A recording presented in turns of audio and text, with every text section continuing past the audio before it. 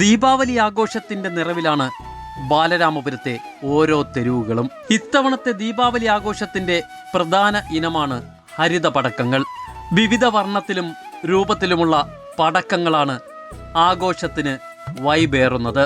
ദീപങ്ങളുടെയും ഒത്തുചേരലിൻ്റെയും സന്തോഷത്തിൻ്റെയും ആഘോഷമാണ് ദീപാവലി. അത് മനോഹരമാക്കുവാനുള്ള ഒരുക്കത്തിലാണ് ഈ നാടും നഗരവും. അങ്ങനെ മാനവ സൗഹാർദ്ദം വിളിച്ചോതി ദീപാവലി കളറാക്കുകയാണ് ബാലരാമപുരത്തെ ഓരോ തെരുവുകളും. ഈ സൗഹൃദമാണ് ഈ നാടിൻ്റെ ഒത്തൊരുമ.